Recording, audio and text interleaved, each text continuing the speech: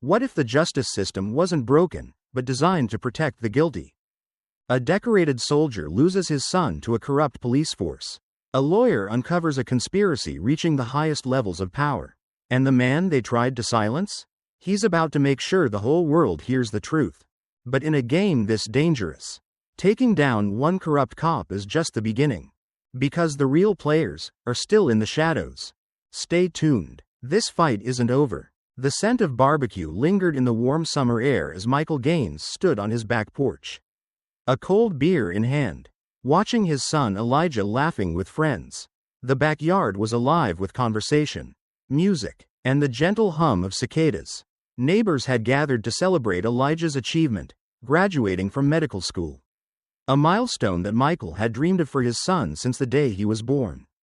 Elijah stood near the grill, flipping burgers while cracking jokes with his childhood best friend, Marcus. His smile was wide, his eyes filled with the joy of a man who had worked tirelessly to achieve something remarkable. Michael, a man of few words but deep pride, soaked in the moment. He had spent decades in the military, training soldiers, fighting wars in foreign lands. But nothing compared to this, seeing his son, the first in their family to become a doctor, standing tall in his cap and gown. The small town in Alabama where they lived wasn't known for its diversity. It was the kind of place where people still clung to traditions. Some harmless, others rooted in a past that Michael wished had been left behind. He could feel the unspoken tension. Even as the party went on, the older white neighbors smiled politely, congratulated Elijah, but there was a stiffness in their demeanor, a hesitation in their voices. Some had barely acknowledged the event, choosing instead to stay behind their picket fences.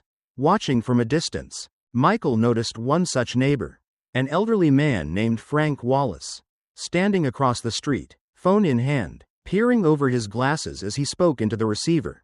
His gaze lingered on Elijah longer than necessary before he disappeared into his house. Michael felt a familiar weight settle in his chest. He had lived long enough to recognize the look of a man who believed certain people didn't belong. Inside the house, his wife, Denise, was fixing a plate of food for Elijah's grandmother, humming softly as she moved. She had been the anchor of their family, the one who held everything together during Michael's deployments. She was smiling now, but Michael saw the subtle tension in her eyes. She felt it too, the eyes watching, the lingering stares. Then came the flashing lights. The sudden glow of red and blue painted the front yard, cutting through the warm, golden hues of the setting sun. The chatter died instantly. Michael's instincts kicked in before his mind could process what was happening. He set his beer down, squared his shoulders, and stepped forward as two officers climbed out of the patrol car. Patrick Doyle and Richard Nelson. Michael didn't know them personally, but he knew their type. The kind that saw the badge as a weapon, not a responsibility. The kind that pulled a man over not because he broke the law, but because he looked like someone who might. Doyle, the taller of the two, adjusted his belt, hand hovering over his holster as he scanned the yard. His expression was hard, unreadable, but Michael caught the flicker of something beneath it, disdain, maybe even satisfaction. "We got a call about a suspicious individual," Doyle said, voice flat, eyes locked on Elijah. Michael's fists clenched at his sides.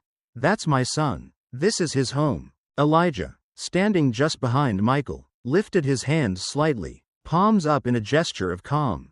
"Sir, step away from the grill." Nelson cut in. Michael's heartbeat drummed in his ears. He had taught Elijah how to handle these situations. Keep your hands visible, speak respectfully, don't argue. But none of it mattered. Did it? Not when the decision had already been made the moment those officers pulled up. Denise stepped onto the porch, her voice tight with fear. "We're having a graduation party. There's no problem here." Doyle didn't even glance her way. "ID," he ordered. Michael moved first, slow, deliberate. "I'll get it from the house." Elijah reached for his pocket. "Mine's right." The gunshot tore through the silence.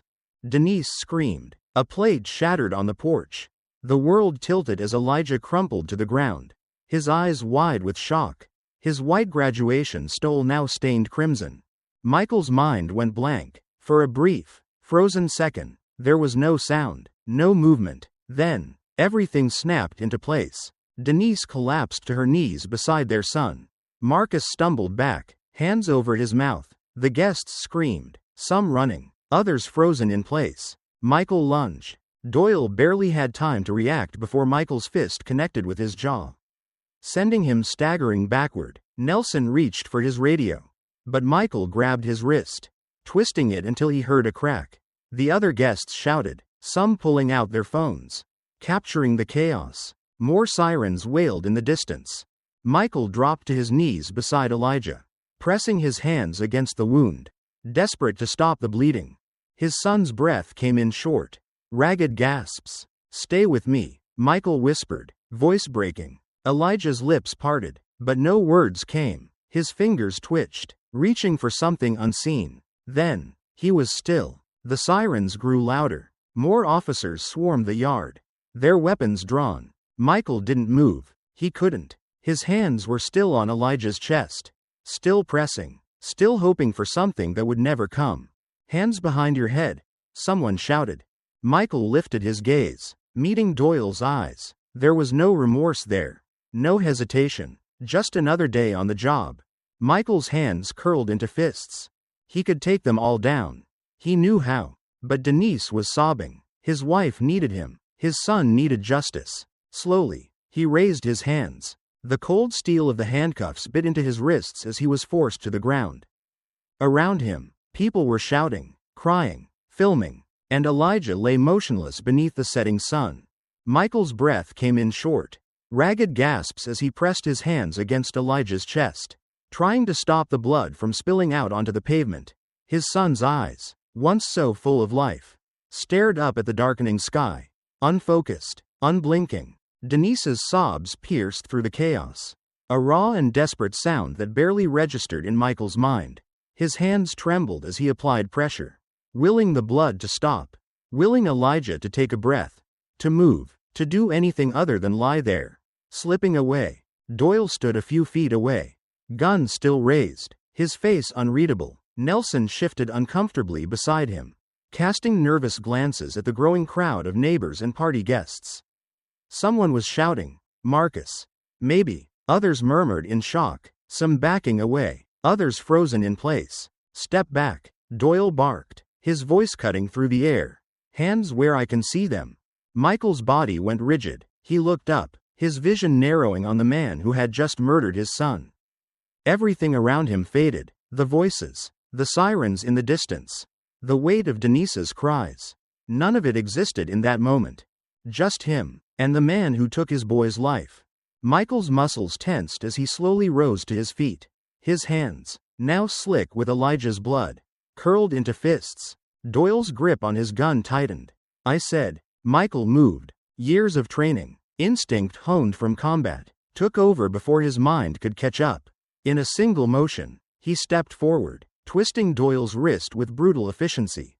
The gun discharged, the shot firing harmlessly into the ground before Michael wrenched the weapon free. Nelson reached for his holster, but Michael was faster. He spun, striking Nelson's wrist with the butt of the stolen gun, sending the officer's weapon skidding across the pavement.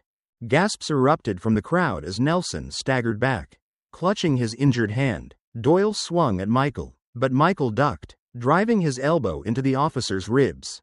Doyle doubled over, wheezing, before Michael kicked his legs out from under him, sending him crashing to the ground. Someone screamed. A phone was raised, the unmistakable sound of a video recording beginning to capture everything. Nelson, still dazed, reached for his radio. "Officer down, I repeat." Michael turned toward him, but before he could react, a deafening voice shattered the air. "Freeze." Flashing lights bathed the street in red and blue. More police cars screeched to a halt, doors flying open as officers poured out, weapons drawn. Michael clenched his jaw, breathing heavily, his pulse pounded in his ears, his vision sharp with adrenaline. On the ground, now, one of the officers shouted. Denise rushed forward, grabbing Michael's arm. "Please," she begged, her voice cracking. "Please don't." Michael's chest heaved. He looked down at Elijah, at the stillness of his son's body. His hands shook. The weight of everything crashed down on him at once. Slowly, he lowered himself to his knees. "Hands behind your head." He complied, Cold steel cuffs snapped around his wrists. A sharp pain exploded at the back of his skull. The world tilted. His body crumpled forward as darkness swallowed him whole. Michael woke to the sterile scent of a police station. The dull hum of fluorescent lights buzzed overhead. His head throbbed, a dull, pulsing ache radiating from the spot where he'd been struck. The room was small, just a table, a chair, and a two-way mirror reflecting back a version of himself he barely recognized. His shirt, once crisp and clean, was now stiff with dried blood. Elijah's blood. The door creaked open. A man in a suit stepped in, followed by a uniformed officer. The man set a folder down on the table, flipping it open with a slow, deliberate motion. He didn't introduce himself, didn't ask Michael how he was feeling. Instead, he slid a grainy, black and white photo across the table. It was Elijah. The image captured him mid-motion, blurred, as if he had been reaching for something. The headline below it sent a wave of cold fury through Michael's veins. Officer-involved shooting ruled as justified. Michael's jaw tightened. His fingers curled into fists beneath the table. The man in the suit leaned forward, his voice calm, almost rehearsed. "Tell me, Mr. Gaines," he said, "do you regret attacking those officers?" Michael stared at him, his expression unreadable. But inside, something burned. The video hit the internet just after midnight. At first, it was only a handful of shares, a grainy clip from a doorbell camera. Barely a few minutes long. But then, as the sun rose, the views surged into the thousands. By noon, it had been picked up by national news outlets. The world had seen it now. The grainy footage showed two officers standing on a quiet suburban porch. It captured the tension in Elijah's voice, the way he hesitated before reaching for his phone. It recorded the crack of gunfire, the sickening thud of a body hitting the pavement, and the frantic voice of Michael Gaines shouting for his son. There was no mistaking what had happened. The reaction was immediate. By the time Angela Coleman sat down at her desk that morning, her inbox was flooded with messages. She had spent years fighting civil rights cases, taking on police departments that thought they were untouchable. But this was different. This wasn't another story that would be buried under bureaucratic excuses. It was raw, undeniable proof, played on repeat across every major news channel. By the afternoon, the first protest had started outside the police station. A few dozen people at first, holding signs, chanting Elijah's name. But as the hours passed, the numbers swelled. By sunset, the street was packed. Angela watched it unfold from the window of her office. Her arms crossed. She had seen movements like this before. She knew how quickly they could be dismissed, how easily they could lose momentum if not handled right. But something about this one felt different. Maybe it was the footage. Maybe it was the fact that Elijah had been days away from becoming a doctor. A young black man who had done everything right and still ended up dead on the pavement. Maybe it was because his father wasn't just anyone. Michael Gaines wasn't a man the system could easily dismiss. He wasn't some nameless victim with a troubled past they could drag through the mud.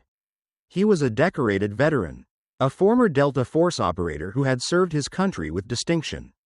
And now, he was sitting in a jail cell, accused of attacking the very officers who had killed his son. Angela grabbed her coat. If they thought Michael Gaines would go quietly, they had another thing coming. At 6 p.m., Robert Sinclair stood behind a podium in front of the police station, his expression carefully composed as he addressed the crowd and the press. The street beyond the barricades was packed with protesters, their voices a constant hum of anger and frustration. News cameras lined the sidewalk, reporters scribbling furiously as Sinclair began to speak. "The loss of any life is tragic," he said, his voice measured. "But I want to be clear. Officer Doyle acted in self-defense." The crowd erupted. Angela clenched her jaw as she watched from the sidelines, arms crossed. She had known Sinclair would take this approach. She had read his file, listened to his past statements. He was a man who knew how to play the game, how to keep a department running without ever admitting fault. The reporters bombarded him with questions. Was Elijah Gaines armed? Did he make any threats? Why was force necessary when he was already complying? Sinclair stuck to the script. The officer perceived a threat. "We will conduct a full internal review." Angela barely contained her frustration. They would stall. They would let the outrage burn out and then quietly let Doyle walk away. Not this time. That same night, Thomas Keller sat at his desk, staring at the file in front of him. As the district attorney, he had handled plenty of cases involving officer-involved shootings. He knew the drill. The department would pressure him to hold off on charges. The unions would flood his office with statements about how dangerous the job was. But this time, something felt different. The calls were coming in. Elected officials, community leaders, even a few of his own staff. He turned on the TV. The protest outside the station had doubled in size.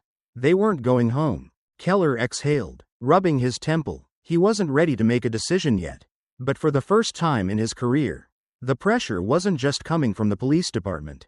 It was coming from the streets. Michael sat on the edge of the cot in his cell, his hands resting on his knees. The cold walls of the holding area pressed in around him. But his mind was elsewhere. He had spent his life in places far worse than this. The kind of places where a wrong step meant never coming home. But he had never felt as powerless as he did now. The door opened. A guard stepped inside, but he wasn't alone. 2 men in uniform followed, their badges glinting under the fluorescent lights. Michael recognized them instantly. Officers from the same precinct as Doyle. One of them, a burly man with a thick mustache, took a step closer. He didn't introduce himself. He didn't need to. "You're making a mistake, Gaines," he said. "You fight this. It's only gonna get worse for you." Michael didn't move. He met the officer's stare, his expression unreadable. The other cop, younger, leaner, leaned in slightly. "You've got a lot of enemies in here already. Be a shame if you got hurt before your trial." Michael let the silence stretch. He had faced down worse threats in his life.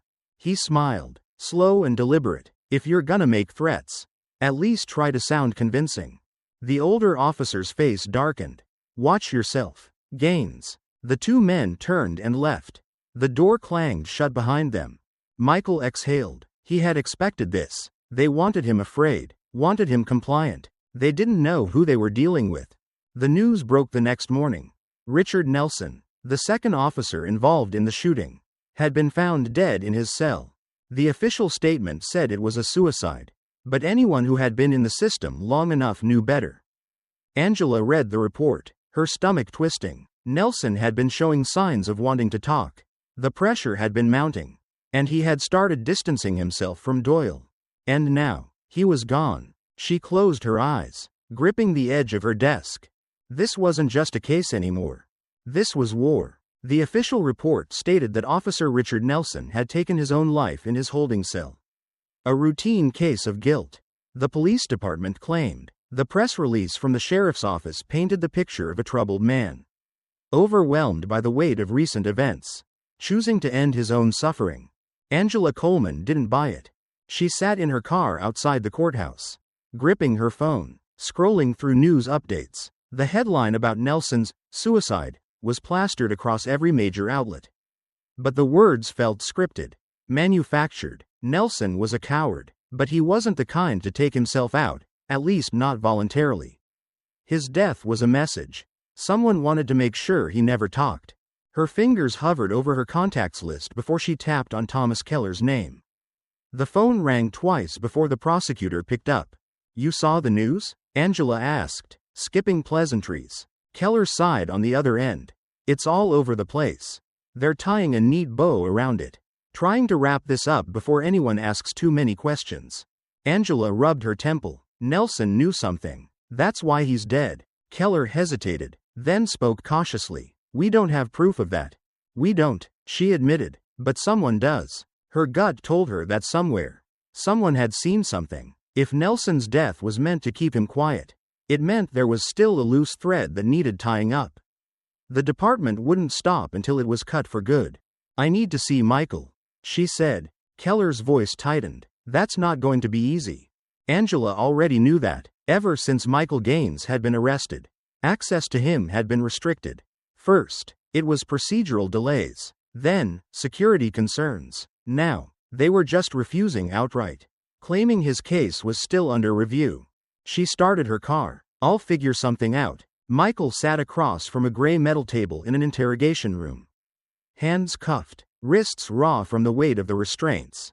The fluorescent lights buzzed overhead, casting sharp shadows on the cold walls. The man across from him adjusted his tie, watching Michael with the careful patience of a hunter sizing up prey. "I don't think you understand the gravity of your situation, Mr. Gaines," he said. Michael stared at him, silent. "You attacked 2 officers. The man continued, flipping through a file. "One of them is now dead. You've been labeled a dangerous suspect. A man with military training. Prone to violence." He slid a photograph across the table. It was a grainy, low-resolution still from the night of Elijah's death. Michael lunging at Doyle. His fists clenched. Not a good look. Michael's jaw tightened. The man leaned forward. "You want to know how this plays out? You pled guilty. Maybe they cut you a deal. Maybe you get out before you're an old man."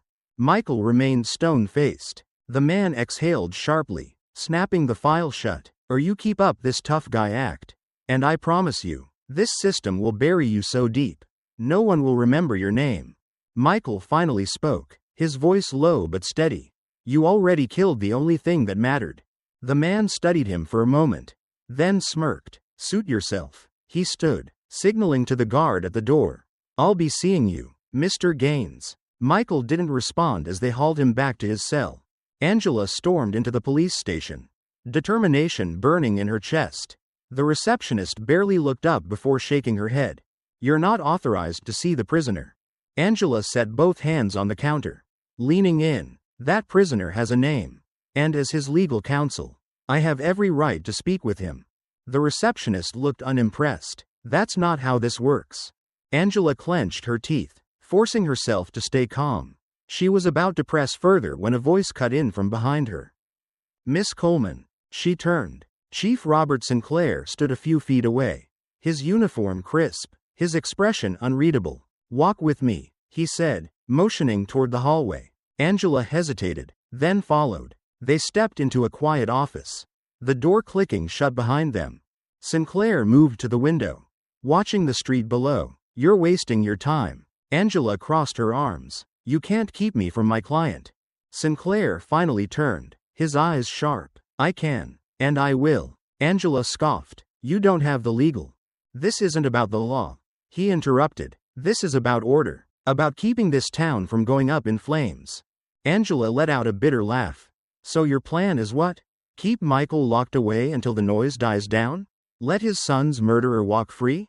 Sinclair's jaw twitched. Angela stepped closer. "Tell me, Chief, do you believe Doyle was justified?" Sinclair didn't answer. Angela nodded slowly. "That's what I thought." The chief exhaled, then walked over to his desk. He picked up a folder, flipping it open. "If you think I'm the one pulling the strings here, you're mistaken. This goes higher than me.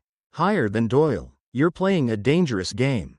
Angela narrowed her eyes. "That sounds like a threat." "It's a warning," Sinclair said. "Drop this case, Coleman, for your own good." She held his gaze. "Not a chance." Sinclair sighed, snapping the folder shut. "Then I guess we're done here." Angela turned and walked out. That night, Angela sat in her dimly lit office, sifting through files, trying to find anything, any thread she could pull to unravel the lie being fed to the public. Her laptop chimed. A new email. No subject line. No sender name. She clicked it open. A single video file. Heart pounding. She pressed play. The grainy footage was shaky, taken from a cell phone. It showed the moment Doyle arrived at the scene that night. Elijah had his hands raised, his expression confused but calm.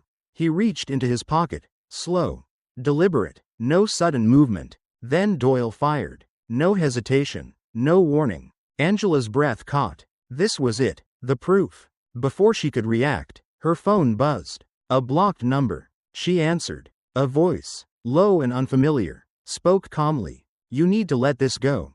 Angela swallowed. "Who is this?" The caller didn't answer. "You keep pushing." The voice continued. "You won't like what happens next." Click. The line went dead. Angela stared at her screen. The truth was out there. And now, someone knew she had it. Angela barely slept. The video had changed everything. Yet she couldn't shake the feeling that she had stepped onto thin ice. And it was already cracking beneath her. By morning, she made her decision. The footage had to be released immediately. She couldn't wait for the courts. Couldn't trust the system to do the right thing. She arranged a meeting with an independent journalist. Someone she knew wouldn't be intimidated by law enforcement. The plan was simple. Hand over the video. Let the press do its job. And force the truth into the public eye. But the moment Angela stepped into her office that morning, she knew something was wrong. Her desk drawers were open. Papers scattered across the floor. The filing cabinets had been forced open. Folders tossed haphazardly. Even her coffee mug was shattered on the carpet. Angela's breath quickened as she rushed to her laptop. The screen was black. She pressed the power button. Nothing. She reached for the external hard drive where she had saved a copy of the video. It was gone. Her heart pounded. This wasn't a robbery. This was a message. Someone had been inside. Someone who knew exactly what they were looking for. She grabbed her phone and dialed Keller. They took it, she said the moment he answered. The whole damn file is gone. Keller cursed under his breath. You made a backup, right? Angela hesitated. I thought I did. Silence. Then Keller spoke again, his tone tight. Get out of your office. Now. Angela didn't argue. She grabbed her bag and rushed out the door, ignoring the way her hands shook. Across town, the streets were no longer filled with peaceful chants. The protests had shifted overnight. More police had been deployed, and with them came riot shields, tear gas, and batons. The tension was palpable, a storm waiting to break. What had started as a demand for justice was now being labeled an uprising. Michael's name was being shouted through megaphones. His face, the face of a grieving father, was printed across posters and carried through the streets. The city was burning with anger, and the authorities were ready to strike back. Michael sat in his cell, staring at the concrete wall, his body aching from the previous night. The guards didn't bother hiding their intentions anymore. They wanted him broken. A guard entered, his boots echoing against the floor. He stopped outside Michael's cell, arms crossed. You can end this, you know, the man said. Take the deal, plead guilty. Michael didn't look at him. Come on, the guard continued. You think anyone's gonna care in a month? The news moves on, people forget, but you'll be rotting in here, wishing you had listened. Michael's fingers curled into fists. The guard smirked. Or, we can make things worse. Maybe you get put in with the general population. Maybe some of those guys don't take too kindly to ex-military types. Michael finally turned his head, meeting the man's gaze. The guard's smirk faltered. Michael had seen this type before. Men who hid their fear behind a badge, who only felt powerful when someone was in chains. Michael didn't speak. He didn't need to. The guard exhaled sharply and walked away. Keller sat in his office, staring at the growing pile of paperwork in front of him. His phone vibrated. A text from a colleague. Sinclair just left a meeting with the mayor. Looks bad. Keller ran a hand down his face. He already knew what that meant. Pressure. From the top. The message was clear. Drop the case. Let things quiet down, or find himself on the losing end of his career. His office door creaked open. Angela stepped inside, her expression unreadable. They're pushing back, she said, hard. Keller nodded. I know. She sat down across from him. We need another plan. Before Keller could respond, his phone rang. The number was blocked. He hesitated, then answered. A voice spoke, low and measured. You're making a mistake, Keller. Keller sat up straighter. Who is this? The caller ignored the question. You still have a future ahead of you. Don't throw it away on this. Keller's grip on the phone tightened. Is that a threat? A pause. Then, it's a warning. The line went dead. Angela watched him carefully. Who was that? Keller exhaled slowly, setting the phone down. Someone who thinks I should walk away. Angela's jaw clenched. Are you? Keller looked at her. No. Doyle sat alone in his apartment, a glass of whiskey in hand. His hands trembled slightly as he scrolled through the news. The protests, the growing backlash, the way people were beginning to see through the lies. He needed protection. He reached for his phone and dialed a number he hadn't called in years. It rang once, twice. Then, a voice answered, cold, professional. I need help, Doyle said quickly. This is getting out of control. The voice on the other end was quiet for a moment. Then, it spoke. You should have handled it better. Doyle swallowed hard. Just tell me what to do. Another pause. Then, lay low. Keep your mouth shut. We'll take care of the rest. Doyle exhaled shakily. And Michael Gaines? A longer silence. Then, he won't be a problem much longer. That night, the protests boiled over. A confrontation between police and demonstrators turned violent. Tear gas filled the air. Rubber bullets flew. The once peaceful crowd scattered as sirens wailed through the chaos. The media called it a riot. The officials called it necessary force. By morning, 3 people were in the hospital. 1 protester had died, and Michael Gaines, still locked behind bars, was charged with inciting a riot. A man who hadn't stepped foot outside in days was now being blamed for the blood on the streets. Angela stared at the news report, her stomach twisting. They're setting him up, she whispered. Keller nodded grimly. They want to make sure no one questions what happens next. Angela set her jaw. Then we make sure they don't get away with it. Angela parked her car 2 blocks away from the meeting spot.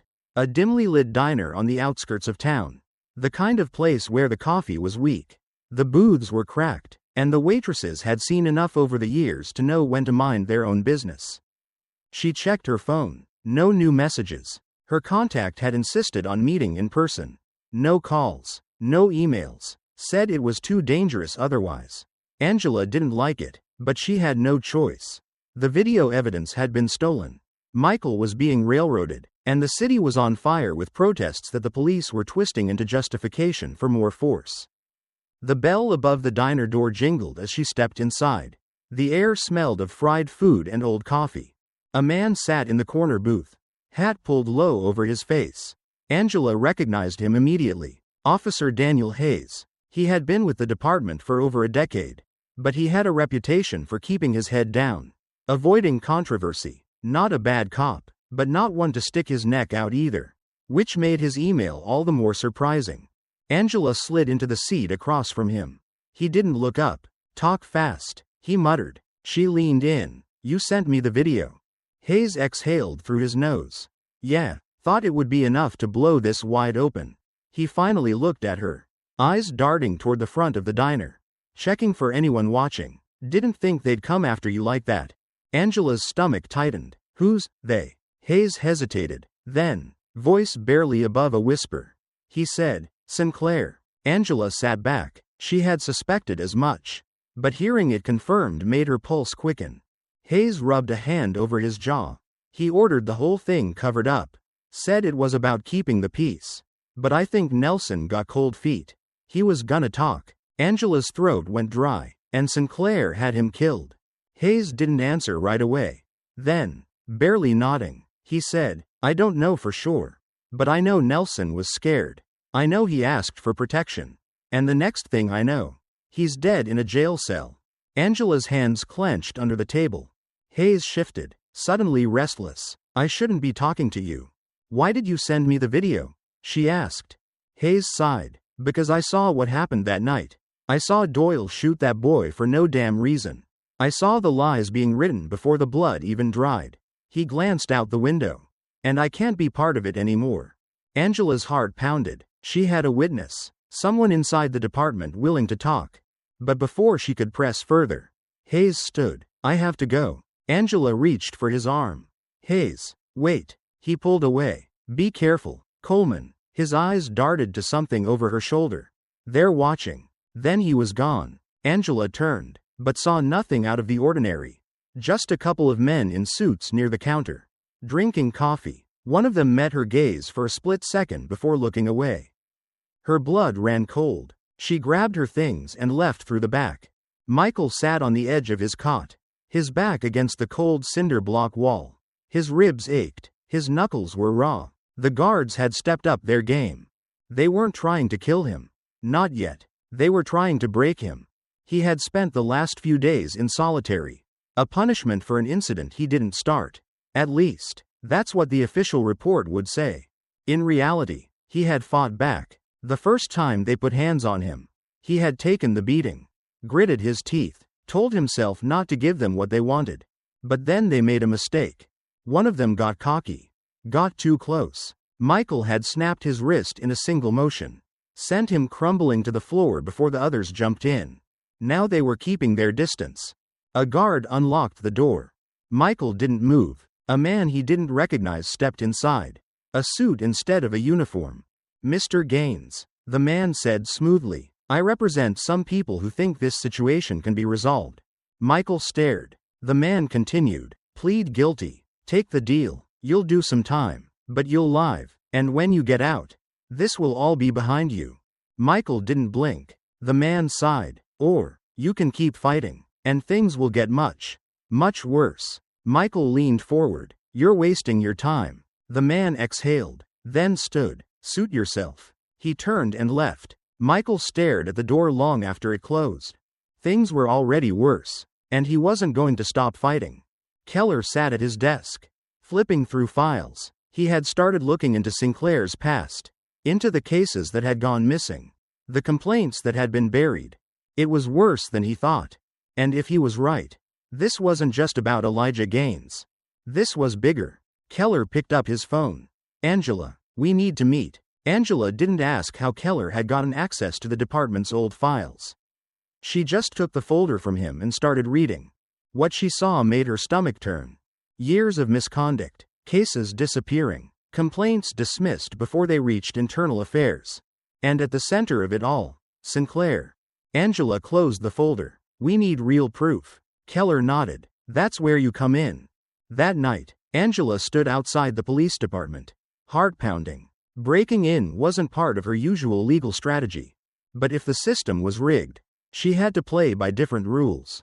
She picked the lock on a side door. Slipping inside, the halls were dark, silent. She moved quickly, heading for the records room. Inside, she found what she was looking for. The reports had been altered. The original witness statements were gone. The timeline of events rewritten. It was all here.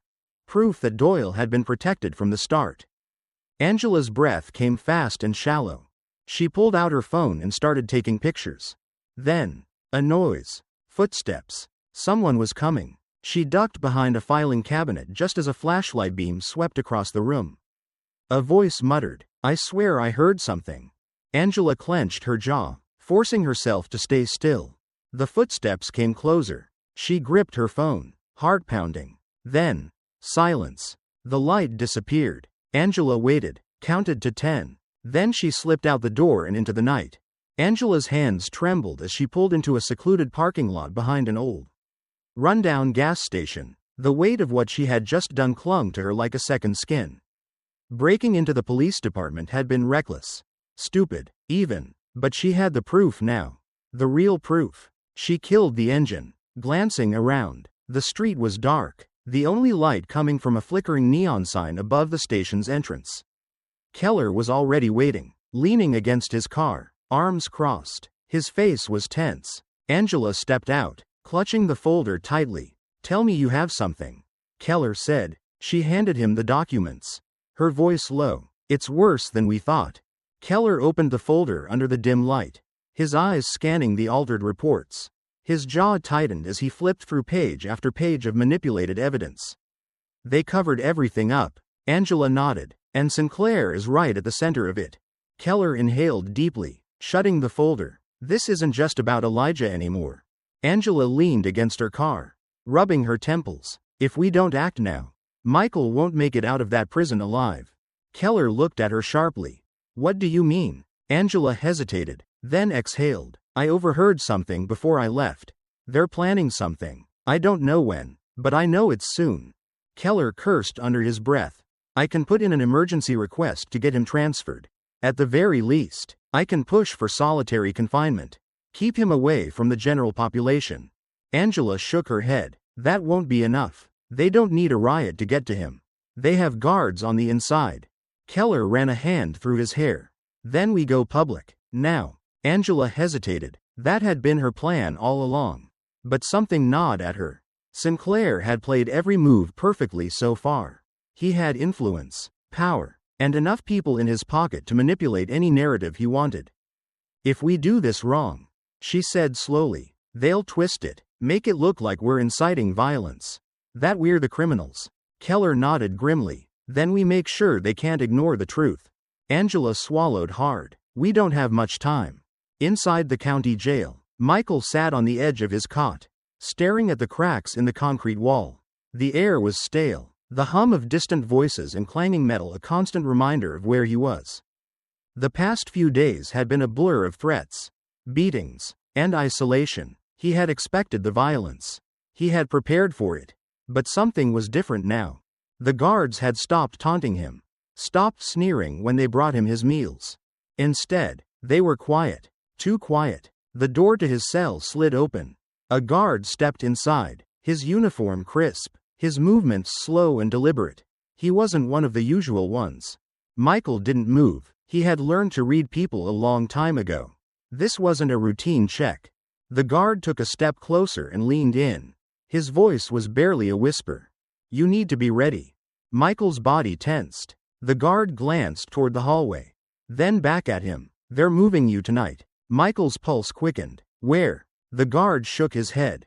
"Doesn't matter. You won't make it there." Michael stared at him, reading the unspoken words between them. This wasn't a transfer. It was an execution. Outside the prison, the protest had swelled to its largest size yet. Hundreds of people stood shoulder to shoulder, chanting Michael's name, demanding justice for Elijah. The air was thick with tension. Riot police had formed a perimeter, their shields raised, batons at the ready. The city was on the brink.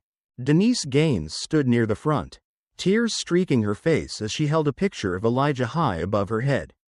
She wasn't speaking. She didn't need to. The people around her carried her grief in their voices, in their defiance. Sinclair watched from a distance, standing on the steps of City Hall, arms crossed. A lieutenant approached him, expression tense. "They're not backing down," the officer said. Sinclair smirked. "They will." The officer hesitated. "And if they don't?" Sinclair's gaze remained on the crowd.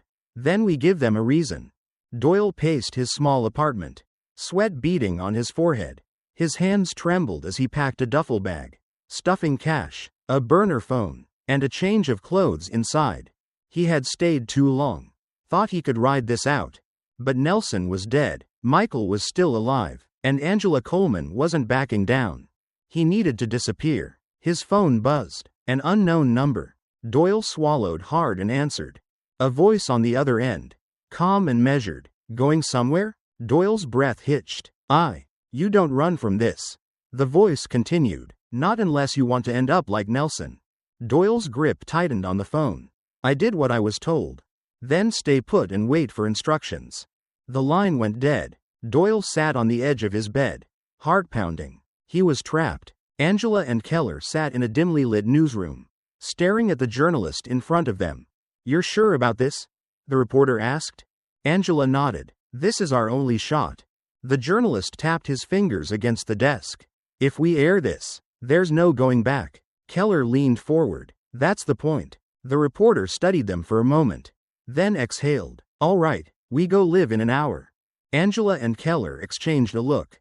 It was time. But outside, parked across the street, a dark sedan sat idling, its engine humming quietly. Inside, a man watched through the windshield, his fingers tapping against the steering wheel. Angela and Keller had no idea. They were being watched. The air in solitary confinement was thick with the scent of damp concrete and stale sweat. Michael sat on the edge of the thin mattress, his back pressed against the cold wall. The small slit of a window high above him let in barely any light. He hadn't seen another person in hours, maybe longer. Isolation was meant to break men. He had seen it before. In war, in interrogation rooms across the world. They starved you of human connection, stripped away your sense of time until you started questioning what was real.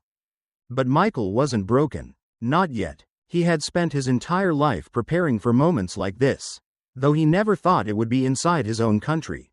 A faint sound broke the silence, a single sheet of paper sliding across the floor under the door.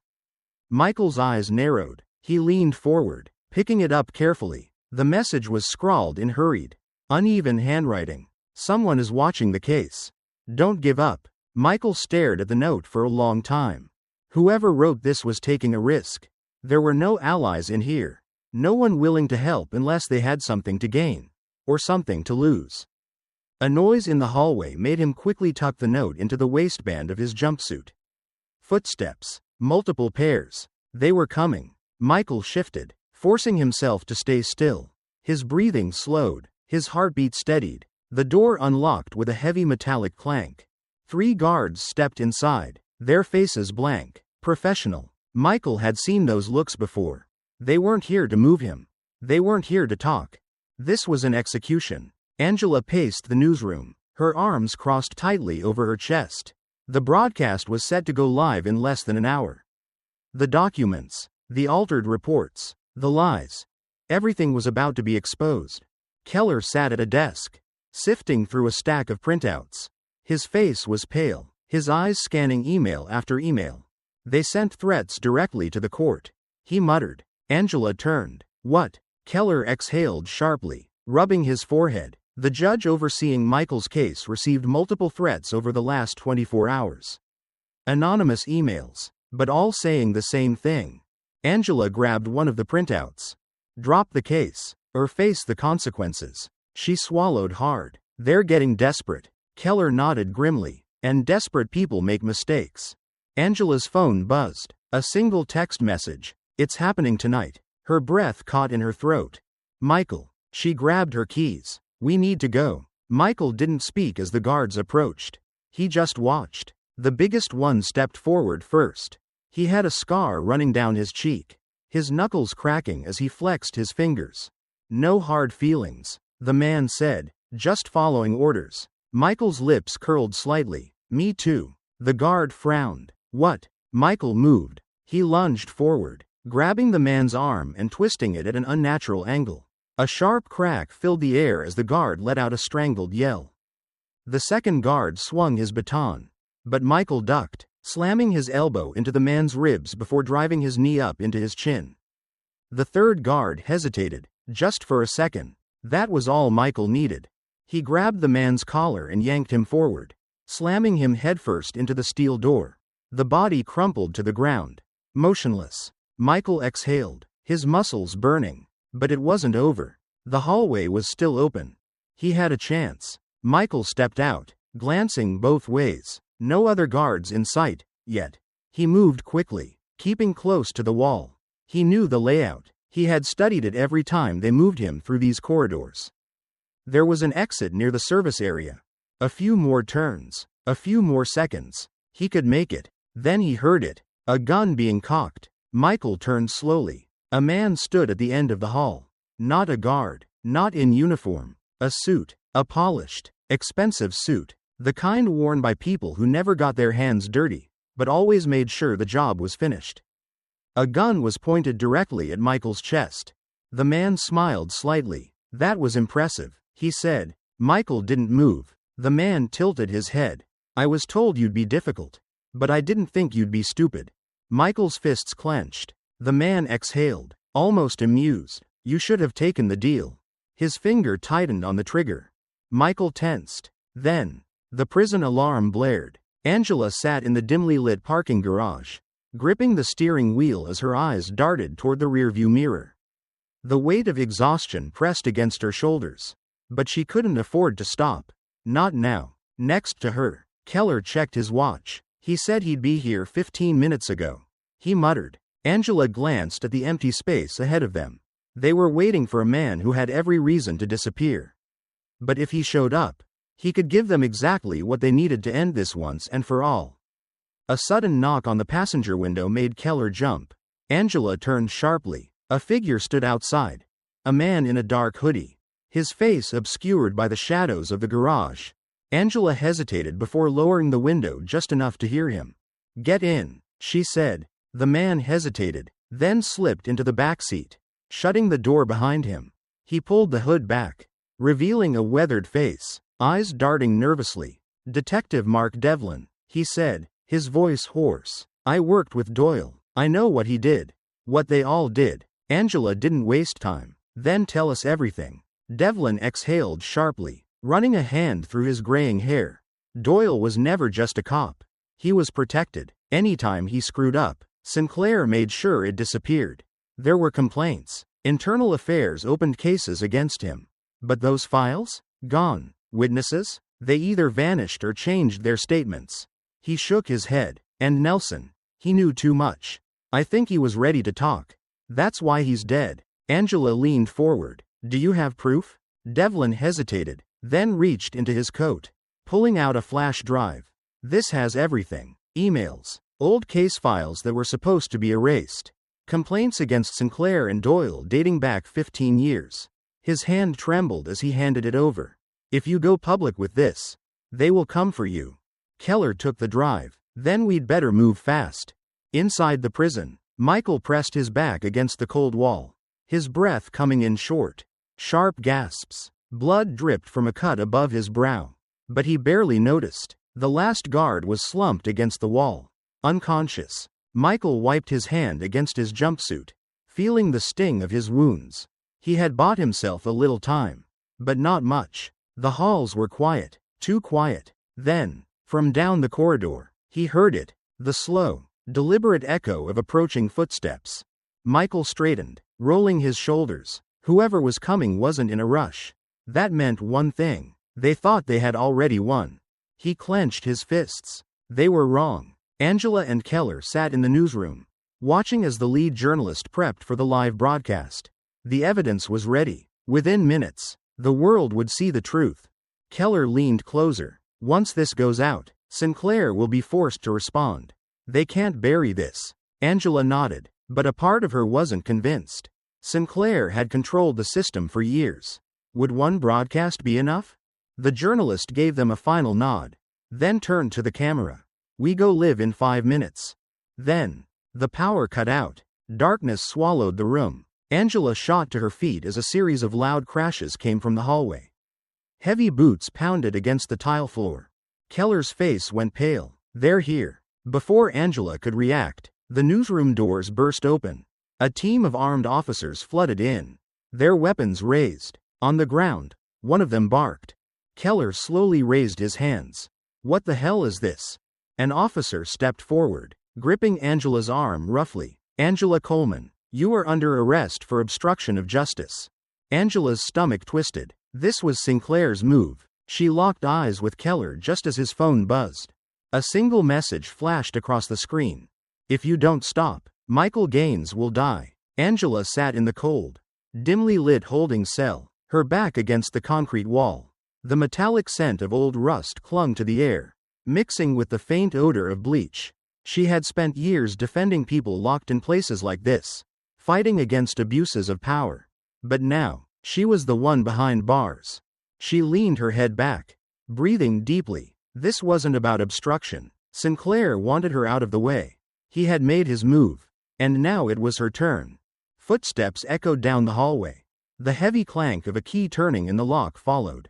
A uniformed officer stepped inside, his expression neutral. Your lawyer's here. Angela smirked. About time. The officer led her down a sterile hallway into a small interrogation room where Keller sat at a metal table. His suit slightly wrinkled, a folder in front of him. His eyes met hers, and she could tell he was holding back frustration. She sat across from him, crossing her arms. So, how bad is it? Keller exhaled. They're trying to keep you locked up as long as possible. The judge handling your case? He's a Sinclair loyalist. Angela wasn't surprised. Figures. He leaned forward. They're charging you with obstruction. But that's not really the point. They want to delay you. Keep you from exposing what we found. Angela nodded slowly. And what about you? Keller ran a hand through his hair. Internal Affairs pulled me in this morning. They weren't subtle. They want me to drop the case. Let it go. Said it would be in my best interest to focus on something else. Angela studied his face. And? Keller's jaw tightened. And I told them to go to hell. Angela smirked. That's why I like you. Keller tapped the folder on the table. We have a break. A reporter at WBLX got a hold of something big. A recorded conversation between Doyle and another officer. Doyle was bragging about what happened that night. Angela's heart pounded. What kind of bragging? Keller opened the folder and slid a transcript toward her. Read it yourself. Angela picked up the paper. Doyle. I barely had to think about it. The kid moved, and I pulled the trigger. Easiest call I ever made. Unknown officer. You sure it won't come back on you? Doyle. You kidding me? Sinclair's got my back. Nobody's touching me. Angela clenched her fists. Keller continued. It's going live on WBLX tonight. This changes everything. Angela took a steadying breath. Then we need to make sure I'm out in time to fight back. Michael sat in the infirmary, his ribs wrapped in gauze. The pain was manageable, but the real damage wasn't physical. His body was healing. His anger wasn't. The guard who had warned him before, the one who had left the note, stood near the door. Arms crossed. Michael glanced at him. Why help me? The guard hesitated, then sighed. Because I know this place. I know what they do. And I know what's coming. Michael held his gaze. What is coming? The guard looked toward the hallway, lowering his voice. They don't want you making it to trial. Michael already knew that. The guard checked his watch. You have people on the outside fighting for you. Don't make their job harder by getting yourself killed in here. Michael exhaled, leaning his head back against the wall. I don't plan on dying. The clip aired at exactly 8 p.m. WBLX, one of the biggest independent stations in the state, played the recording in full. It was Doyle's own words, his own arrogance, on full display. Sinclair had protected him. The killing had been effortless. And he had no regrets. Within minutes, the clip spread across social media. News outlets picked it up. Protesters outside the prison doubled in size, their chants growing louder. The mayor's office released a carefully worded statement. Officials called for an internal review. And Sinclair? He stayed silent. The next morning, Angela stood in front of the judge, her wrists still cuffed. Sinclair wasn't in the courtroom, but his influence was. The judge, a man named Raymond Holloway, adjusted his glasses as he looked at her file. You stand accused of obstructing an ongoing investigation, he said. Your unauthorized access to police files, tampering with evidence, and interference with law enforcement are all serious offenses. Angela tilted her head. And yet, none of that is actually illegal under the circumstances. The judge's lips thinned. Keller stood beside her. Your Honor, in light of new evidence that has come to light, including an audio recording implicating Officer Doyle, we request that all charges against Ms. Coleman be dropped immediately. Holloway adjusted his glasses again. The prosecution has not had time to review. Keller cut in. Neither has the public, Your Honor. But they're about to. A murmur rippled through the room. The judge looked irritated. Then, his clerk whispered something into his ear. He stiffened. Angela watched his expression shift. His decision had already been made for him. The pressure from outside was too much. Holloway cleared his throat. Charges against Ms. Coleman are dismissed. Angela felt her pulse slow. She was free. But as she stepped out of the courthouse, a chill ran down her spine. A man stood across the street, watching her. He wasn't holding a sign. He wasn't part of the protest. He was just there, watching. Angela's phone buzzed. A single message. If you keep pushing, you won't like where this ends.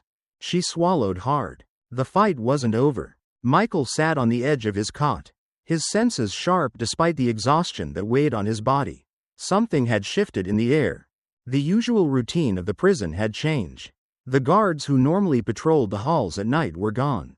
The ones who remained were different, silent, watchful, moving with an eerie precision that made his instincts scream. Something was coming. He could feel it. He had seen this kind of silence before, in war zones just before an ambush. It was the kind of quiet that told you the enemy was already in position, waiting for the right moment to strike. Michael clenched his fists, scanning the shadows just beyond the bars of his cell. He wasn't going to wait for them to make the first move. Angela sat in Keller's office, flipping through case files, her mind racing. The protests had spread beyond their city, reaching major metropolitan areas across the country. People were demanding justice for Elijah Gaines, and more importantly, they were demanding accountability for the entire system that had let it happen. But with the growing attention came greater resistance. A knock at the door made her look up. Keller stood there, his face grim. We have a problem. Angela straightened. What now? One of our key witnesses, Devlin, is missing. Angela's stomach dropped. What do you mean missing? Keller ran a hand down his face. He never showed up for his shift. His apartment was cleared out. No sign of a struggle. No forced entry. He shook his head. It's like he vanished. Angela's pulse quickened. They got to him, she whispered. Keller nodded. And if we don't move fast, We'll lose everything. Angela tightened her grip on the file in her hands. They were running out of time. Doyle sat in a dimly lit interrogation room, his fingers drumming nervously against the table. Across from him sat a man he had never seen before, clean-cut. Expensive suit, the kind of guy who didn't belong in a police station but controlled everything inside it. The man slid a folder across the table. Doyle hesitated before opening it. Inside was a plea deal. Light sentence. Protective custody. A guaranteed way out. Doyle licked his lips. And what do I have to do? The man leaned forward, his voice smooth but cold. Take the deal. Keep your mouth shut. Walk away. Doyle's stomach twisted. He wasn't stupid. He knew that if they were offering him a way out, it meant they were covering their own tracks. If he refused, he wouldn't make it out alive. He swallowed hard. And what happens to Gaines? The man's expression didn't change. That's not your concern.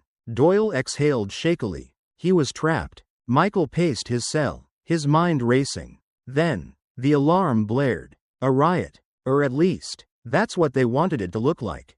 Shouts echoed through the corridors. Metal clanged against concrete. The sound of chaos filled the air. Michael moved to the bars. Scanning the hallway. A guard passed by, his keys jangling at his side. He paused just outside Michael's cell.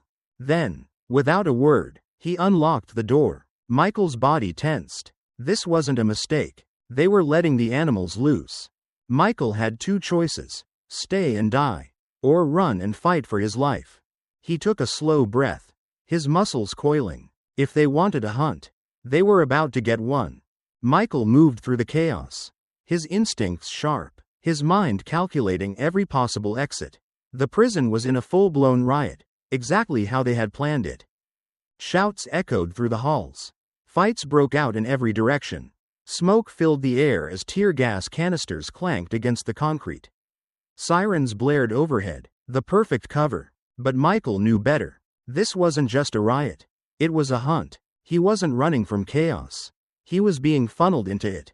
He had spent years in the field watching ambushes unfold in real time. Seeing the invisible hands that guided men toward their deaths. He could feel it now. The forced movements. The way the guards had disappeared from key exits. The way certain prisoners were moving with purpose, rather than blindly rioting like the others. They weren't just caught in the storm. They were the storm. And he was the target. Angela gripped the steering wheel so tightly her knuckles turned white. Keller sat beside her, phone pressed to his ear. His face twisted in frustration. They're blocking our calls. Angela cursed under her breath. They had been watching the news when the report came in. Prison riot at Pinecrest Correctional Facility.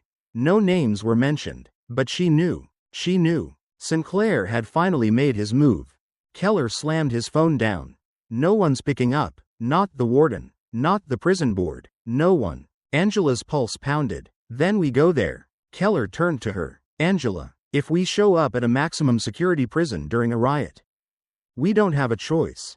She snapped. She hit the gas. Michael kept low, moving along the shadowed edges of the hallway. He heard them before he saw them. 4 men, moving in unison, not panicked, not chaotic, precise, controlled, killers. Their eyes scanned the bodies on the floor. The prisoners still fighting amongst themselves. They weren't interested in anyone else. Only him. Michael slipped around the corner. His breathing steady. He needed high ground. A vantage point. The utility hall. He had mapped out the prison's layout in his head a long time ago. It was a habit from his military days, knowing every possible exit. Every potential weak spot. The maintenance area had a secondary exit that most people wouldn't think twice about. If he could get there, he had a shot. But first, he had to survive. Sinclair stood in his office, watching the riot unfold on the security monitors. A guard entered, looking nervous. Sir, should we? Sinclair cut him off with a glare. The guard swallowed hard and nodded. Understood. Sinclair turned back to the monitors. Michael Gaines wouldn't make it out alive. Michael reached the maintenance corridor, his body moving on instinct. The walls were lined with exposed pipes, the air thick with the smell of grease and metal. Then, a gunshot. The bullet missed by inches, ricocheting off the wall beside him. Michael ducked behind a stack of old equipment. his pulse steady despite the danger. Footsteps approached, slow, deliberate. The men were closing in. Michael's mind raced. He spotted a loose valve on one of the pipes. A plan formed instantly. He grabbed a nearby wrench and slammed it against the metal. Steam burst from the pipe, filling the corridor with a thick, burning mist. Shouts rang out. Michael moved. Through the fog, he weaved between the confusion. Striking with precision, he disabled the first attacker with a quick blow to the throat. The second went down hard as Michael slammed him into the wall. The last two hesitated. Michael didn't. He grabbed a discarded baton from the ground and took them both down before they could react. Silence followed. Michael exhaled. Then, the sound of boots. A new group was coming. More organized. He had to move. He turned toward the emergency exit. Then he saw them. 3 guards. Guns raised. Blocking his path. Michael's grip tightened on the baton. He was out of time. Then, a gunshot. But it wasn't aimed at him. One of the guards dropped instantly. The others turned, startled. A figure emerged from the shadows. Michael's eyes narrowed. Who the hell was this? The newcomer moved fast, taking out the remaining guards with brutal efficiency. Then they turned to Michael. "Come on," they said. "We don't have much time." Michael hesitated. Then he followed. Michael crouched in the shadows of the abandoned church, the cold stone pressing against his back. His breath was steady, measured, despite the chaos he had just escaped. The riot had been their cover, the distraction they needed to eliminate him. But he had made it out. Now, he had to stay invisible. A flickering candle near the altar cast long shadows across the wooden pews. The place smelled of old books and incense, a stark contrast to the blood and smoke he had left behind at Pinecrest. He flexed his fingers, feeling the bruises beneath his skin. He had taken damage, but he was still standing. And he wasn't done yet. His thoughts turned to Angela and Keller. Did they know he had escaped? Did they know Sinclair had escalated things to the point of no return? He had to reach them. But every cop in the city, and maybe the country, would be looking for him now. Michael exhaled. He would find a way. He always did. Angela sat in her office, staring at the documents Keller had laid out in front of her. Bank statements, transactions, wire transfers. The numbers didn't lie. Keller rubbed his temples. This isn't just about Doyle anymore. Angela picked up one of the papers. A deposit for $50,000. Another for $75,000. Doyle had been getting paid off. But by whom? She flipped to the next page. Her stomach twisted. The names weren't just police officers. They were judges, prosecutors, and politicians. "This is bigger than we thought," Angela muttered. Keller nodded. Doyle wasn't just some corrupt cop with a badge and a gun. He was a cog in something much larger. Angela's phone buzzed. A single text message from an unknown number. "Not everyone around you can be trusted." Her grip tightened on the phone. "Keller," she said slowly, "someone inside the system is working against us." Keller frowned. "You think we have a leak?" Angela nodded. "I don't think. I know." Sinclair leaned back in his chair, watching the news coverage with mild amusement. The public outrage was growing. The protests were spreading beyond state lines. It didn't matter. He had the power. The system was built for men like him. The phone on his desk buzzed. He picked it up, listening. After a moment, he smirked. "Burn it down." Michael stayed low as he moved through the church, his instincts on high alert. He had found a burner phone tucked away in an old cabinet, likely left behind by someone looking for shelter before him. He dialed a number he knew by heart. Angela picked up after one ring. "Michael," she breathed. "I don't have much time." He said, "I need to know. How bad is it?" Angela hesitated. "They're coming after you. Nationwide warrant. Every cop in the country will be looking." Michael exhaled. "Figures. We have evidence." "Michael," she said quickly, "we found the money. Doyle was dirty, but it goes higher than him. Sinclair." Then he heard it. A rustling. Michael turned sharply, every muscle in his body tensing. He wasn't alone. "I have to go," he said. "Stay low." "Wait, Michael." He hung up. Footsteps echoed through the empty halls. Michael pressed his back against the wall, his heartbeat steady. They had found him. Angela slammed her phone down. Keller looked up. "What?" "He's in trouble." Keller's phone rang before she could say more. He answered, but his face changed almost instantly. Then, boom! The explosion rocked the building. Smoke filled the air, the sound of shattering glass and collapsing walls drowning out everything else. Angela coughed, scrambling to her feet. The office was on fire. Keller pulled her toward the emergency exit. We have to go, now. They barely made it out before the flames engulfed the room. Angela turned, watching years of evidence go up in smoke. Everything was gone. A car pulled up beside them. A familiar face leaned out. Devlin. Get in, he said. Angela didn't hesitate. Neither did Keller. As the car sped off, Angela's phone buzzed again. A news alert. Michael Gaines. Armed and dangerous. Nationwide manhunt issued. Angela closed her eyes. Sinclair had just declared war. Michael kept his hood low as he walked through the back alleys of an industrial district on the outskirts of town. The distant hum of traffic mixed with the occasional bark of a stray dog. Every instinct in his body told him to keep moving, to stay hidden. But he wasn't here to run. Not anymore. He reached a rusted metal door and knocked twice. Then once more after a pause. Seconds later, a small slot slid open. A pair of sharp eyes studied him. Gaines, a gruff voice said, took you long enough. The door unlatched, and Michael stepped inside. The man before him was broad-shouldered, with a thick beard streaked with gray. He wore an old Marine Corps sweatshirt, his arms folded across his chest. Still alive, Michael said. For now, the man replied. Let's keep it that way. Angela paced in the small, dimly lit office of an independent news station. The reporter across from her, a woman in her late 40s with sharp eyes and a no-nonsense demeanor, leaned back in her chair. You're telling me, the reporter said, that the man the entire country is calling a fugitive is actually the victim? Angela placed a flash drive on the desk. See for yourself. The reporter picked it up, tapping it against her palm. If I air this, Sinclair will come for my station.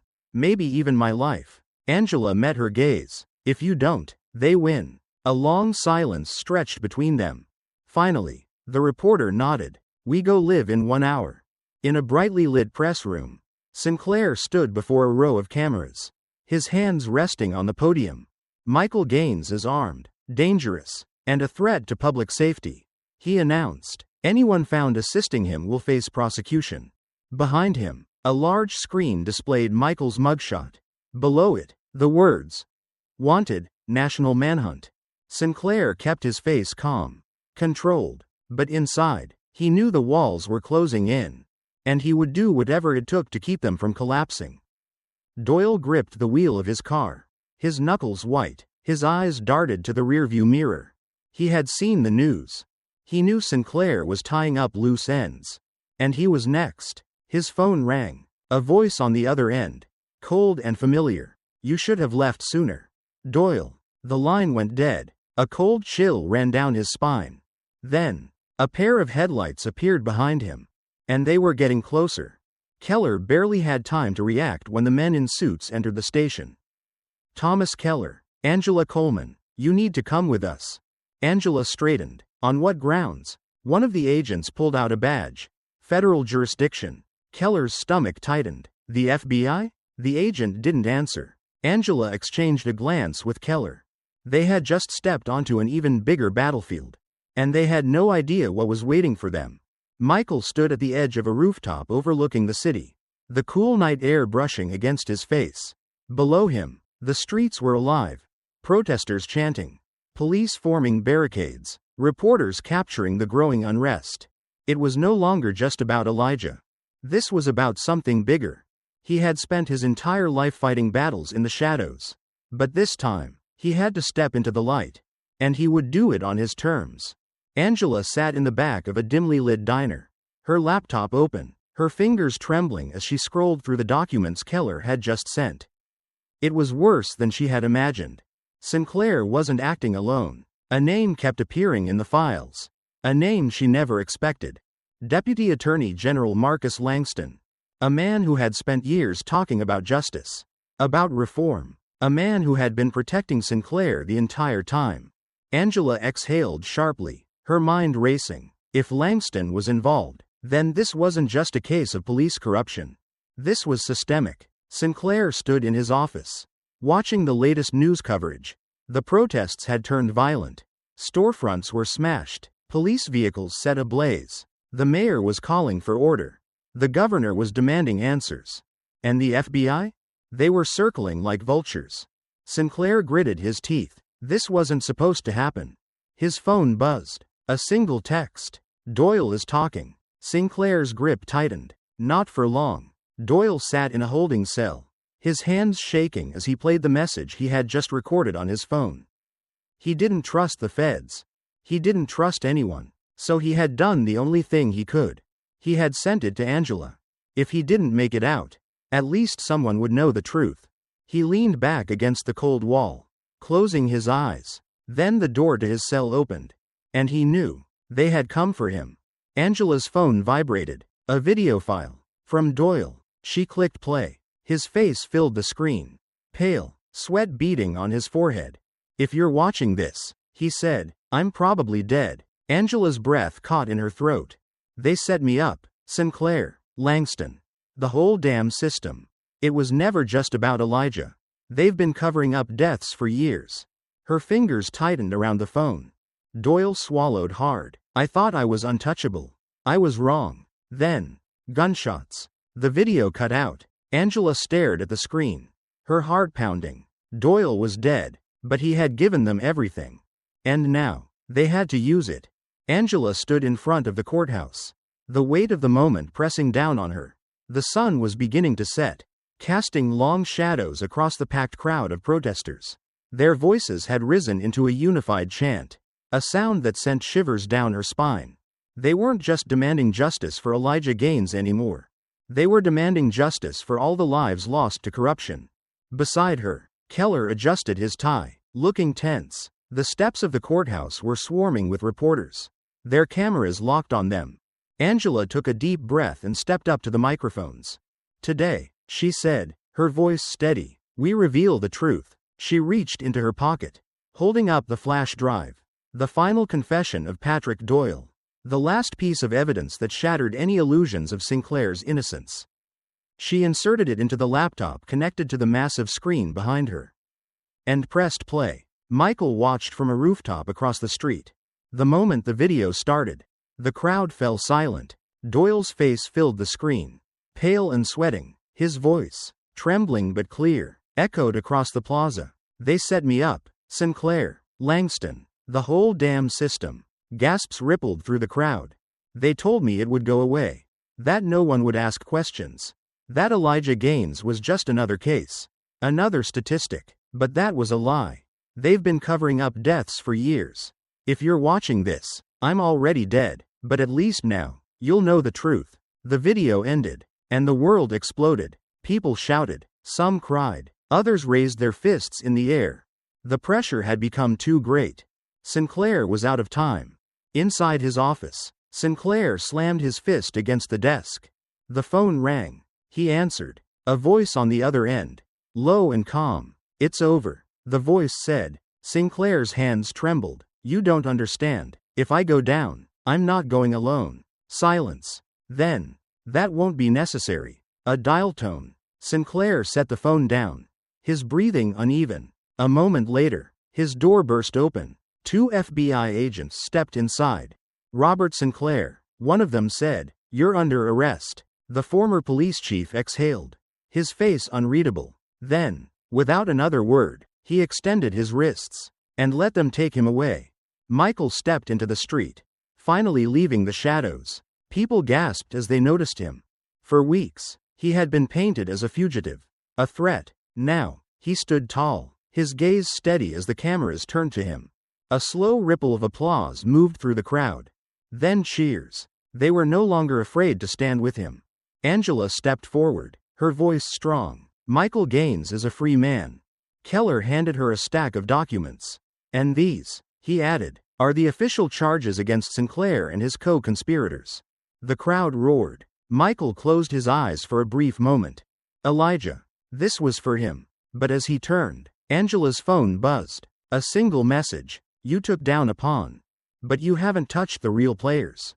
Angela stared at the words, a cold knot forming in her stomach. She looked up. Michael was shaking hands with the people around him, smiling for the first time in weeks. But somewhere out there, someone was still watching. Someone who wasn't done. Angela tightened her grip on the phone. This wasn't the end. It was just the beginning. Justice isn't just about exposing the guilty, it's about holding the powerful accountable. Michael fought not just for his son, but for a truth so many have been forced to bury. Angela risked everything to prove that corruption isn't a flaw in the system, it is the system. And while Sinclair may have fallen, the real question remains. How deep does this conspiracy go? What happens when those in power are the ones writing the rules? Drop a comment with your thoughts. Do you think true justice is ever possible? And if you don't want to miss what's coming next, subscribe to Covert Truths, because some stories are just the beginning.